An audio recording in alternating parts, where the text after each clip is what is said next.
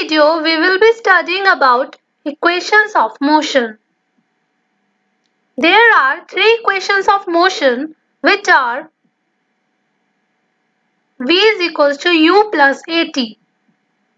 This is also referred as velocity-time relation. Second relation is s is equals to ut plus half at square. This is called position-time relation. Third relation is v square is equals to u square plus 2as. And this is called position-velocity relation,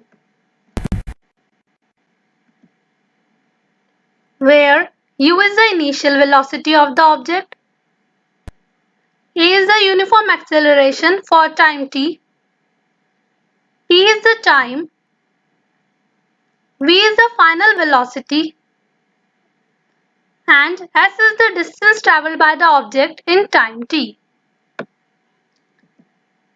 These three equations can be derived by the graphical method. Now, we will derive first equation of motion by graphical method. Equation for velocity-time relation. This relation can be derived through velocity-time graphs. For better understanding of velocity-time graphs, you can watch my previous video. This is the graph line. An object moves from point A to point B. Now we are drawing perpendicular from point B on x-axis and y-axis respectively. Also, we draw AD parallel to OC.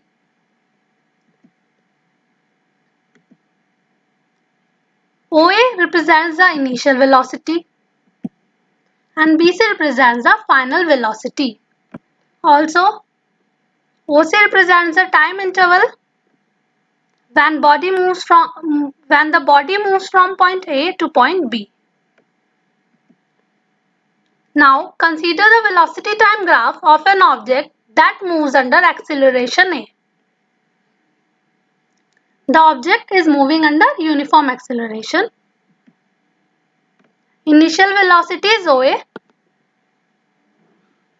which is symbolized as U. After time OC time के बाद